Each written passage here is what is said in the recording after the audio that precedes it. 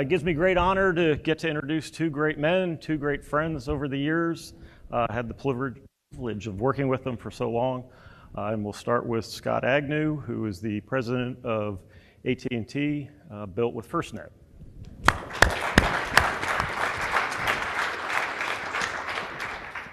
Good to see you, sir. Thank you. Next is Jeff Bratcher, who is the deputy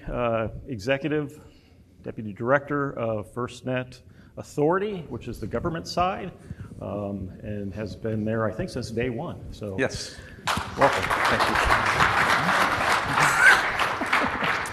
And this is going to be pretty easy, I hope. I'm not sure for them it'll be as easy, but for me it'll be real easy.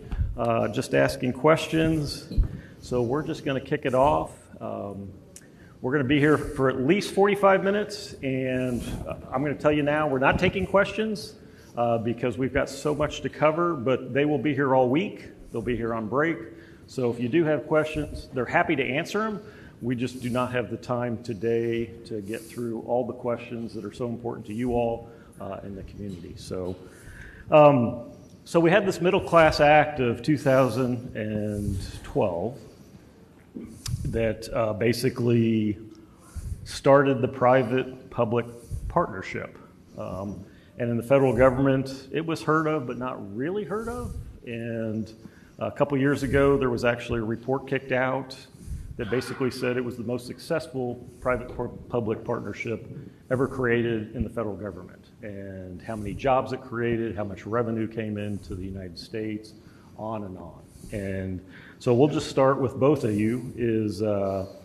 Jeff will start. The first question is, how does the public-private partnership of FirstNet and AT&T accelerate innovation for public safety?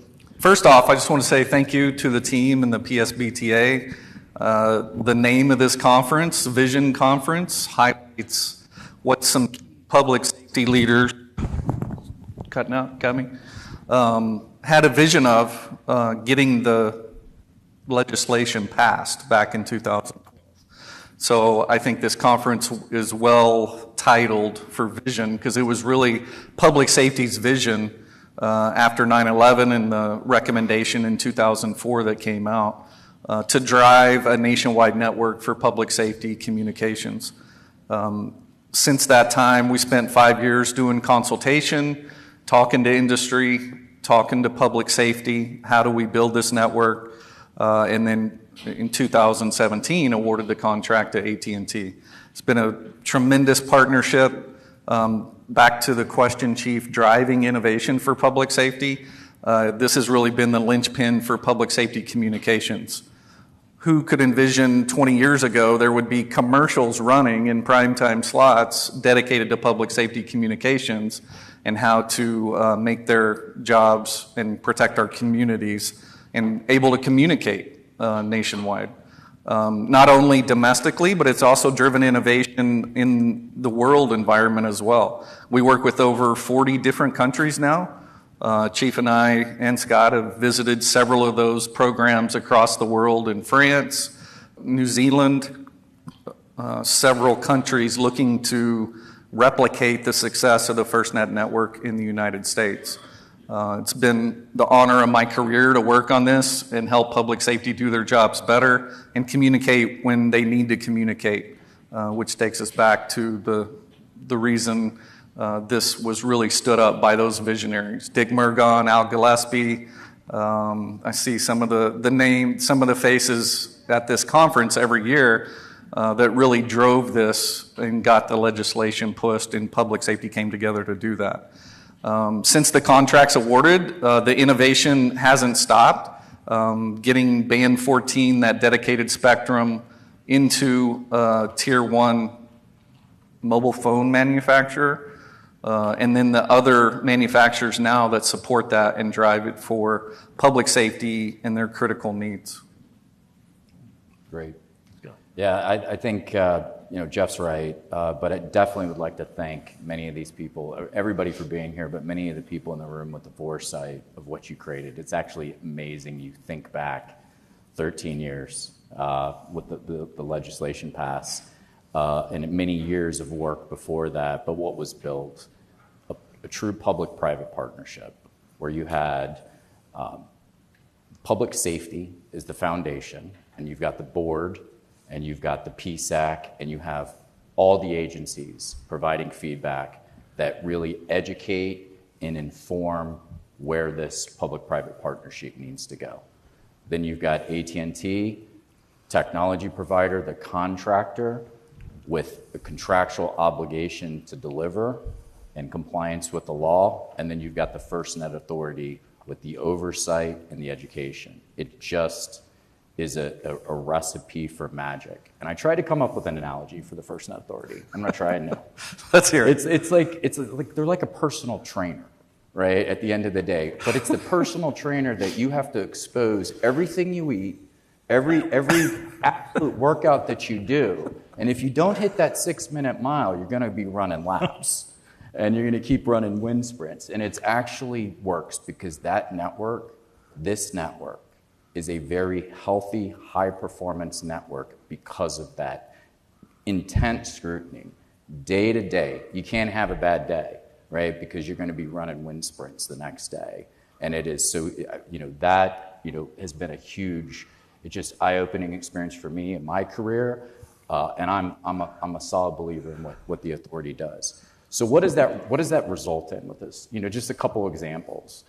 So we had the great idea of to have 72 deployables, right? We're like, well, that's going to solve all disasters. It's going to be great. We're going to be able to deploy them within up to 14 hours, many times in just a couple hours if a disaster. It's going to be great. And then the real world happens. And then you go, wait, that big, huge sack colt that's the size of a U-Haul trailer is not getting up that mountain. It's not going to be able to, you can't park it, you can't. So we had to iterate and develop with the authority, with feedback from public safety. I remember being out in 2017, 2018 at fire camps and events and going, wow, you got to be able to carry stuff. You got to be able to put things in SUVs. You need to be able to draw coverage into an in-building but do low cost. And so there's been innovation. You saw, you've had the 72 SAC colts, and now you have what's called the compact rapid deployables. You see those out there. That was developed because of you all, right? And that public-private partnership. AT&T would have never, we wouldn't have thought to do that. It's like until you see the real-world experiences. Things such as the contract is really delivered. It said, thou shalt deliver high-powered user equipment. Well, what's that, right?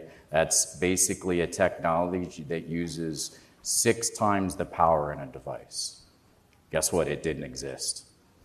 But with the contract, with the law, it had to exist. So failure wasn't an option. So you see this public-private partnership, either the feedback working, the contract working, and all of a sudden now you walk out there, you have a product called Mega to Connect that's low cost, that'll increase coverage by about 20% overall. Your speeds will go up double, right, on the edge of a network.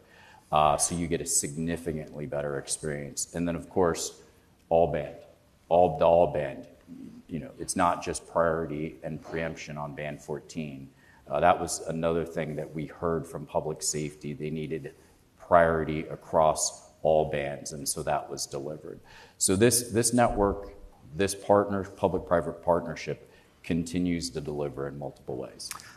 Can I add to that, Chief? Of course. Please. One of the other key visionaries that I first failed to mention, Chief Harlan McEwen, sitting here.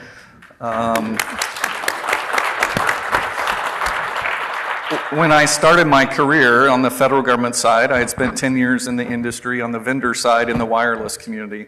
I'll never forget meeting Chief Harlan, and he is a technology geek, if you don't know him. So he had a lot of drive as well. I neglected to mention Harlan as one of those key visionaries that helped get the legislation passed. Perfect, thank you. So I want to move into, and Scott kind of talked about how they, the private partnership, both of them, bought deployables, et cetera. So I want to talk a little bit about reinvestments and how those work, because I know you've heard about that, but probably don't know the nuts and bolts of how that actually works. So part of that contract is that as AT&T collects revenue, off of the subscribers throughout the U.S. and the territories, that money comes back to the authority in batches. And then what the authority does is they do strategic planning with all of public safety. It's not the board that sits up there and says, oh, this is what we're going to do because we want to do that. It comes from public safety. It's driven by public safety 100%. And then what the board does is make those decisions of how do we take those reinvestments and to match what public safety needs and what they're to make the network the best network possible. So with reinvestments, I'm going to throw this one over to Scott, can you provide some of the examples of how reinvestment funds have directly improved network performance or user experience for first responders? Yeah. And I know you have already a little bit, but yeah, I know there's a absolutely. lot. So just everybody, reinvestment. What was included? It was a 10-year program, $8.5 billion to be reinvested into the network. Right, so it's going to do a couple things, and I'll talk them through. It's going to it's currently a 5G network, but it's going to be upgraded to a technology called 5G standalone. I'll talk about that in a second. It's going to retrofit all of band 14 and migrate that to 5G. It's going to expand about $2.3 billion worth of coverage, which is many, many thousands of towers. It is going to enhance mission critical services, and it's going to add to deployables. And so you asked the question, though, what's happening? What's happened since? So February of 2014, it was signed. 1,000 towers have been deployed as part of that. 1,000 towers. 46 states, DC, have received coverage. As a part of one of the things in the tribal lands have improved by 70%. So coverage where coverage doesn't exist is happening right now because of this investment. I think it's about 100 towers just on the Navajo Nation land, in tribes, just to give you the context of how significant this coverage expansion has been. Purpose-built towers are occurring. So you have Glenwood Canyon, which is the area. Yeah. So it's a transportation route, very, very low trafficked, but it's a public safety critical site. So public safety purpose-built sites are occurring because of this, and more is coming. Sites that carriers would say, we'll get back to you as a carrier, but as a public safety provider, that's where we need to go next, and that's really been the difference. What's coming is the 5G standalone core. Again, just a reminder, you have a 5G network today. You've got the 5G speeds. With 5G standalone, you're going to get a couple extra things. And that's one of the things is slicing. Now, don't get confused with marketing fluff, right? There's slicing that you get from a commercial perspective where they give you priority just on this little piece of the network and you get congested in the core. But then there's slicing across an entire network where you take and you look at, say, I can provide priority within priority for public safety. So that entire network, I can differentiate SWAT team between the fire team, between just the normal patrol officers. And you'll be able to do that. Why would you want to do that? Because maybe your video is important at that specific time. Maybe your communications with a specific team will be prioritized specifically at that time. So that is going to give more control, and that's what you want. And it'll be a complete slice end-to-end in the network. That is what 5G is going to give you.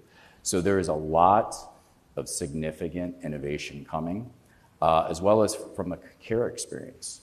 One of the things that's been done since reinvestment is the transparency. The contract asked, tying back to the other question, transparency. It's your network. You get to see what happens on your network. And so you have a tool called the FirstNet Network Status Tool. That's getting enhanced. What is happening? We show you where the deployables now are deployed. We show you what's happening from a maintenance perspective. We show you what's happening from an outage perspective. Why is that important? obligated to provide transparency to you, but you're obligated to ensure that you have that information so you can manage your operations and your communication. So those continued enhancements are occurring as well. Thank you. I'm going to stick with you, Scott, based on that.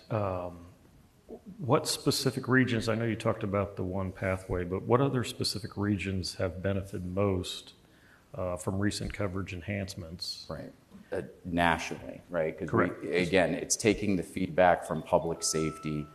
1,200 towers were built as part of opt-in. 1,200 purpose-built towers in every state, in every territory has been impacted. And 1,296 to be specific. You may want to explain that's in addition to part of network that's already. Right. Yeah, I mean, it's not just 1,296 towers went up, and that's the network. Great point. Yeah, I'm going a little too far. Right. No. Absolutely. So you have the entire network, all band 14 nationwide. You already have 250,000 more square miles covered. Start there. And then this is additive, and it's based off of specific public safety feedback. And so that's important as the process, and I know Jeff will talk about it, of engaging with the authority, engaging with events to understand about what's needed in your network. The more information, the better, because that's where we're going to determine where those new builds are going to occur. And then what do you think are still some of the gaps that need to be filled? So just, again, continue delivering from a coverage perspective. And also you've got other technology coming, satellite. Okay, great. So I'm going to go back to Jeff a little bit, Sure. and stick with the coverage because we hear about coverage so much and how important it is throughout the United States and the territories. The contract does cover every territory that the U.S. has, so it's not just U.S. landmass. So with that, Jeff, what's being done to make sure that the rural, tribal, and territorial and underserved communities are fully represented in planning and with the investments? Sure thing. Thank you, Chief. So the legislation did not say just build in the urban areas. There were also rural build milestones as well that we executed in the contract with AT&T. We stood up a tribal advisory group that also focuses on those independent tribal nations, bringing coverage to areas that didn't have it before. One of the key benefits of this partnership, so Congress allocated $7 billion in seed funding to get this going. Cost estimates ranged from $40 to $50 billion if you were going to try and do this greenfield. The reinvestments that Scott talked about as part of the contract award, over that 25 years, AT&T pays out of the fees they collect from the users back into the program $18 billion. Scott mentioned the two awards we made last year in 2024. We had pretty much finished up the initial allocation, that $6.5 billion build to get the dedicated core band 14 deployed. And then we entered into what we call the reinvestment phase. So this is really those fees and those payments that AT&T makes into the federal government that then get, per legislation, driven back into this network. So tribal areas, we have an acronym. I see my buddy Brian Hobson out there, TTR. So tribal areas, territories, and rural is really a driving focus on how we deploy and get coverage where it needs to go. The other great benefit of this program, and Scott mentioned the all band, using band 14 also brings commercial usage into those areas as well.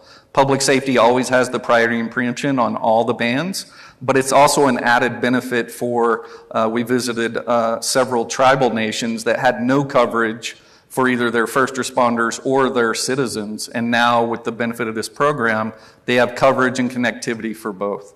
So it's been a great part of the program, expanding that footprint, 250,000 more miles, size of Texas, roughly, so across and available to public safety to use. So bringing that to, and the territories, you talk about the Pacific territories, very challenging environments, bringing coverage there where it's needed. Just another benefit of the program, because as you mentioned, Chief, it's all 56 states and territories. It's not just CONUS. We cover all those, and we engage regularly in all those states and with the local public safety as well. That is perfect timing. And I know all three of us have talked about input from public safety, because you got to remember, this is the only public safety network, period. No matter what you hear on TV, this is the only real one that exists, that the government says exists. And that comes with getting the input from public safety, you all. And that's it, period. So with that, Jeff, can you tell us how those processes exist, what happens with the feedback, that whole process?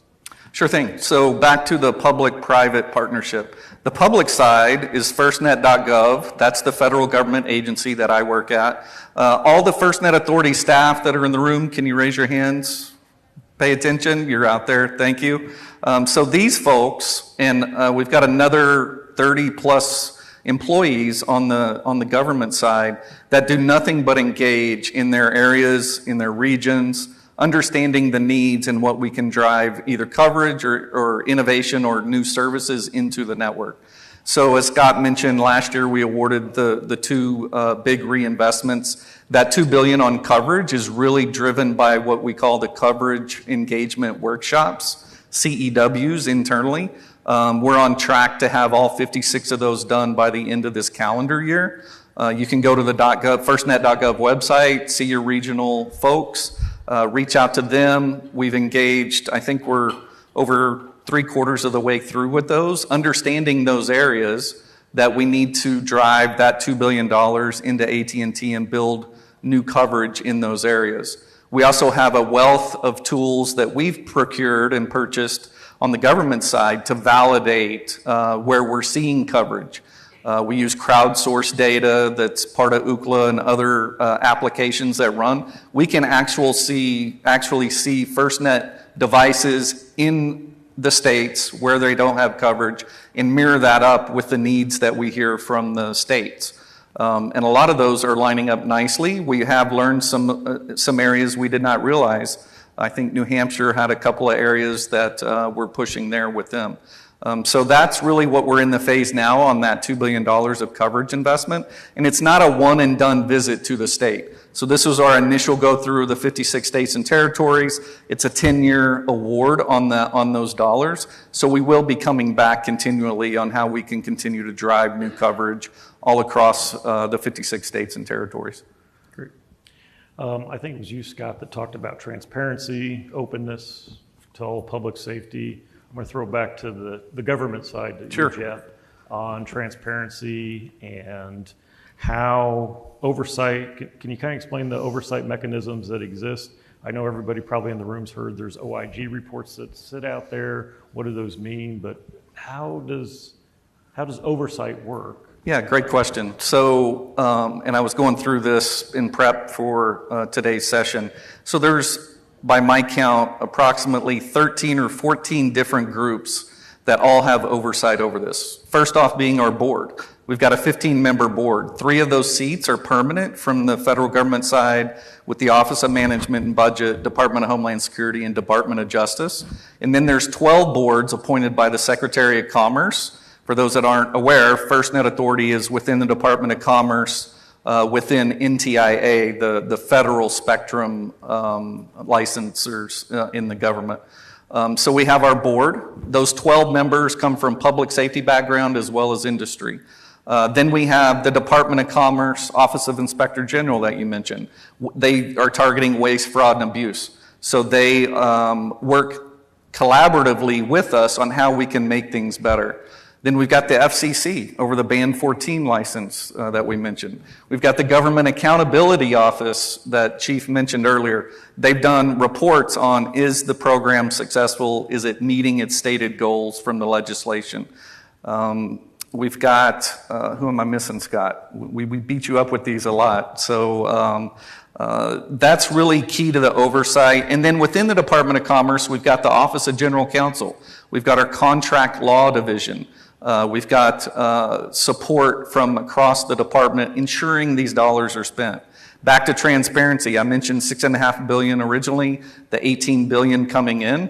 Every dollar we can account for, where it's gone and what it's done to make this network better. So there is no hidden parts of the program. It is reviewed, and the checks and balances system works within this construct. I don't think any other network has this level of visibility into the operations, and then we turn that into the accountability mechanisms with AT&T on delivering on the contract. Right. And I know the three of us have talked about that even AT&T then has internal audit systems that are on top of everything that the government does too. So it's not just that side, it's your side too. Right. We've got our own internal processes as well as the accountability to the authority. So it just stacks, right? 13 organizations oversee Roughly. the authority. The authority oversees the contract, and they see the performance. And so what's being inspected with your network on a daily, weekly basis? Of course, the performance of the packets, the retainability, the reliability. Is the network doing what it's saying with a priority and preemption standpoint? Your care, customer care, calls, time, resolution time. Is that continuing to improve? Response times from ROG. Just are a few examples of hundreds of reports that go over there that aren't just reports, but they're inspected and to assure that they stay within thresholds. And then when deemed by public safety and the authority, if things need to improve based off of expectations, those requirements increase, right? And then are accountable. So it is a very transparent, very rigorous program that you should absolutely trust. Yeah, to Scott's note, we've got over, I think, 40 key performance indicators that we measure and collect data from AT&T on proving they're delivering what they promised. And I think over a year time span, there's over 500 different reports, data, deliverables that we receive. Melissa, where's Melissa? Melissa Ayala back there. So she's kind of the key person on the AT&T side with our contract officers in ensuring when that data comes in, and we slice and dice it. More recently, Rashid Scarlett on our board, he runs our committee for program and future planning. He really took a deep dive into the key performance indicators, and he's done a lot of work. We briefed Scott and the team on this last week, and how we're measuring and holding them accountable. So we have a ton of data, Chief, that we slice and dice in every imaginable way to look at it and how we can justify investments and other inputs to the network. You bring up a good point. It's really not a question to either one of you, but you said you'd met with AT&T, which goes back to our private-public partnership, but you said a comment of we met with them to hold them accountable. And that really is the job of the authority, is to hold that private partnership accountable to meet the contract. And that's what the federal government really expects. Absolutely. That's what the authority is really for. And to build out the network through the partnership. So Scott, you talked a little bit about innovation a little bit earlier. What do you see are some of the most exciting parts for first responders, whether it's the 5G, satellite integration, whatever? Well, first start just, 2017 is where we started. I mean, it's been a network of firsts, right? So first dedicated core. Now you see that every other country, that's table stakes, because you need to ensure reliability, retainability, the network is performing. First with priority and preemption in a nationwide network. First with the mission critical push-to-talk solution. First with Z-access, right? Ability to show where you are in a building at a floor level. All this innovation. And it's just feeding the rest of the world. It's even feeding here to where it's making other providers better because they have to be. But what's exciting now? I talked a lot about mega range. That was a lot of work, labor of love, being able to be able to expand coverage in the rural, maritime, as well as deep in building with a device that's 6 times the power. And we just launched a new product called Mega Connect that is highly affordable. That should be the only hotspot used by public safety. And there will be more iterations coming. That's our commitment to public safety. We've developed, you see the PERC Sky Mast. It helps with the response operations. What is it, right? Well, we've got the mini CRDs, which are, you've got a satellite box, you've got a radio box here. It can only go so far, right? But when you put the radio on an antenna, you can actually get a mile more coverage. So there's a lot of this innovation is occurring. Next, and I already mentioned, the standalone core.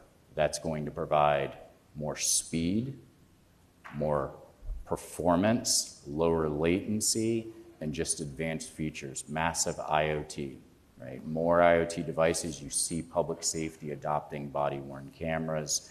You see connecting cars. That's going to continue to grow. And with AI, that's demand is going to continue to grow. So you need a network that's resilient and that's designed to be able to handle that.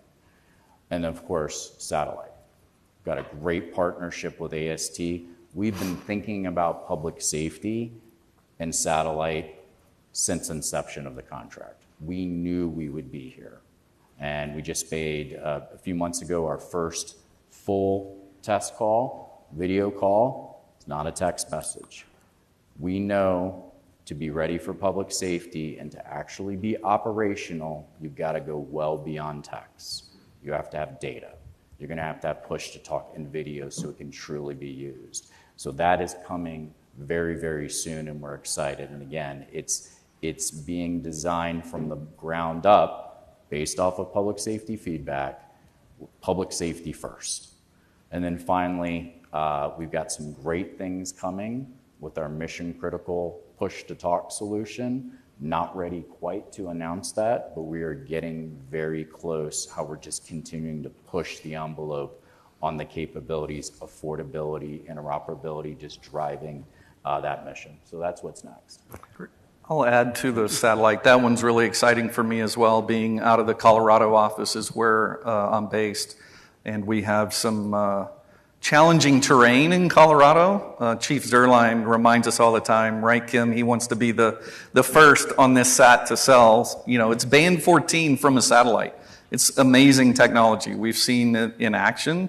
I think it's really going to close the gap on some of those areas where you could never build a tower or put infrastructure and have connectivity in those areas where they need it. Great. I know everybody in the room, when the network first came out, we knew this would be used for day-to-day. We watched as natural disasters hit, and it got used more and more.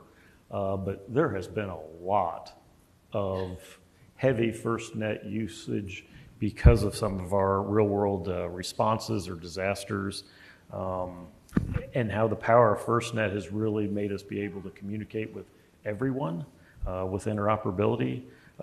Scott, can you talk a little bit about what we've seen and what we've learned from some of these natural, or not just natural, but some of the disasters or real-life incidents? Whether it's a planned event or an unplanned event, FirstNet continues to prove itself. We're all aware of the floods in the Texas Hill Country, right? You're in an area where the network was actually performing. The network was operational. It wasn't compromised by the floods. However, the event was outside of the coverage area, right? Mm-hmm. And so, again, you see the response operations group, dedicated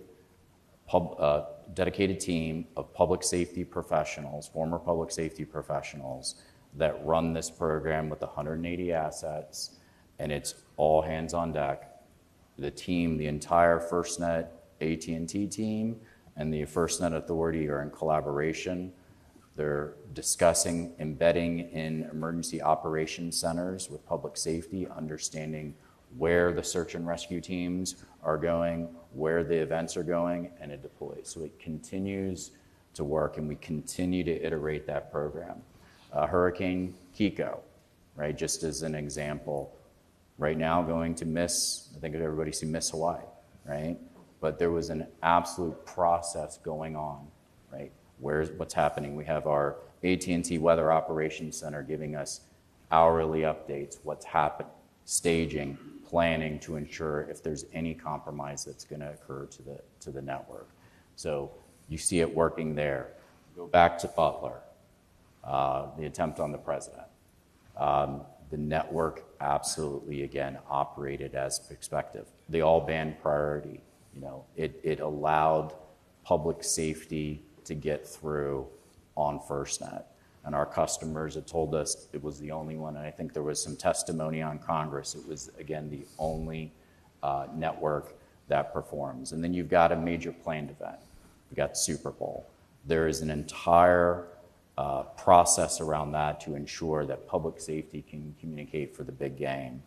To the extent for public safety, because it is your spectrum, it's your spectrum, to where we will only allow band 14 to be used by public safety during those events, and you just time and time again you see it. And then of course we've got FIFA World Cup coming up. That planning is already in place. You've got hurricane season. That planning is already in place. So this is where you continue to see FirstNet prove itself over and over and over again.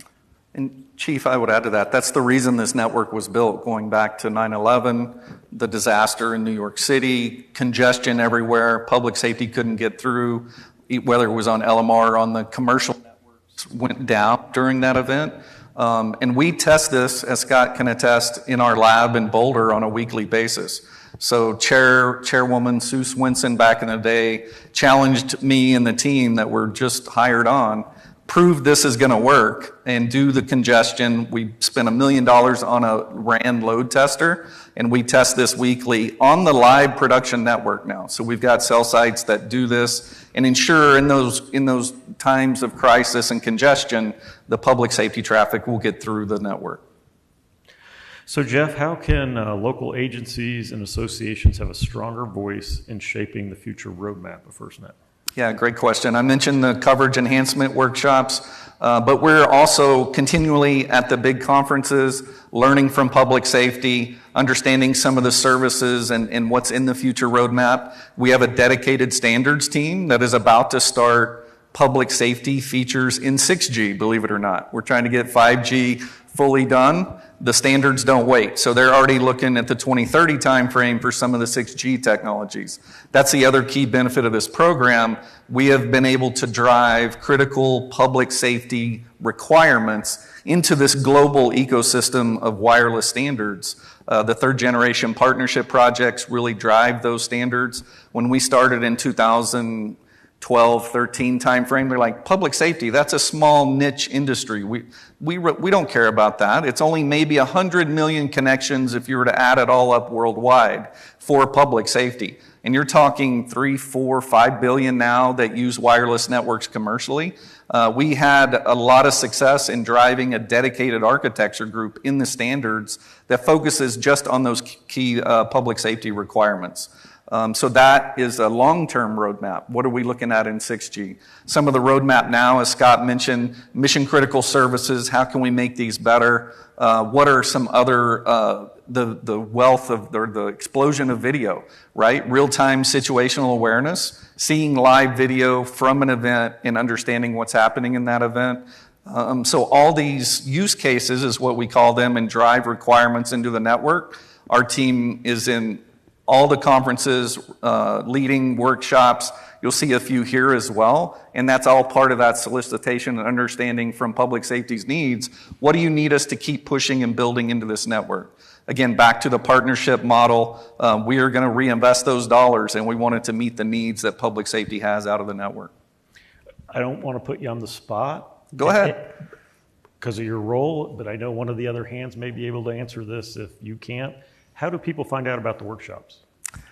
Great question. So we have I believe it's on our website. I am going to point to Hobson or Sarah. And how is the best way to find it? Important. Absolutely. Workshops are very important, and your input's important. So how do you get there?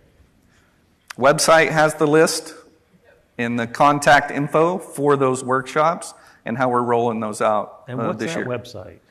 FirstNet.gov, right? Yep. So we will get that link. If you don't have it, it's on our webpage, on our website. We will get that out. And again, it's not just for this year. So these will be a continuous improvement as we start making the investments in coverage. Where else do we need to start making the investments? Great. Thank you. You're welcome. Scott, how is FirstNet ensuring resiliency against natural disasters, cyber attacks, or large-scale emergencies? Right.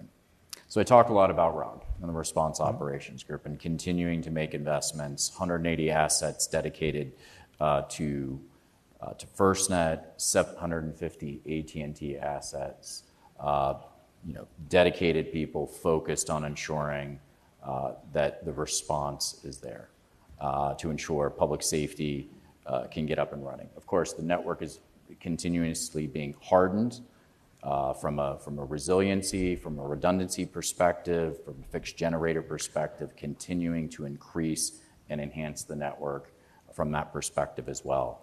And from a cybersecurity perspective, it's very important, right? Very important. We see the network. It's the nation's public safety network. It is definitely a malicious actor. It's a target for those. So you need to have that dedicated core so you can cordon off those users and you can protect it by having a dedicated security operations center and continuing to monitor that network.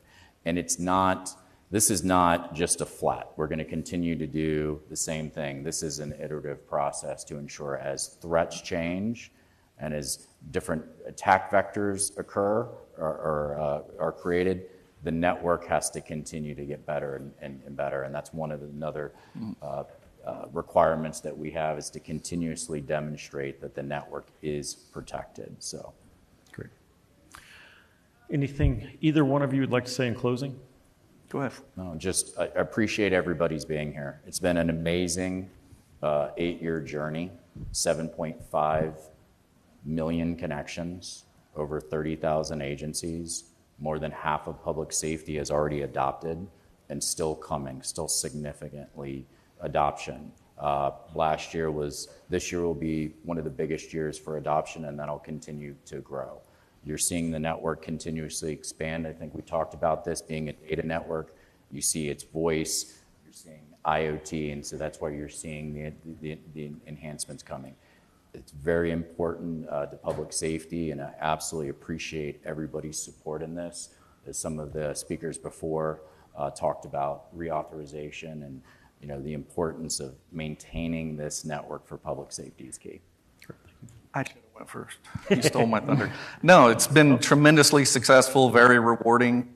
I live in a small county in Colorado, Adams County. They're on FirstNet. I've interacted with some of the law enforcement and others.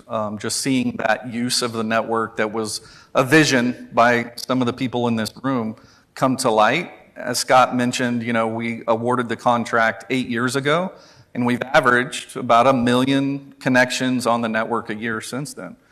So the growth has been astounding. Some of the new capabilities we built into that, IoT and some of the body cameras, et cetera, we didn't really envision early on, and we've been very flexible in adjusting to those public safety needs. So it's been a tremendous success. It was a 25-year contract. We're only 8 years in. I can imagine what it's going to be. You'll be at 30 million connections, right, in another 10 years. So thank you all. Again, we're here. Back to your oversight question. I and our executive director, Mike Cannon, we get emails from public safety. Hey, it's not working here. Or, hey, I can't get through to this person. And what do, Scott? I send it to him, and I get them rallied, and we fix the issue. We go run sprints. So we take that feedback very seriously. Please don't hesitate. Good, bad, ugly. That's what we're here to listen and learn and make the network better. Great. Again, I want to thank you both for being so open and giving a wonderful update of the network today.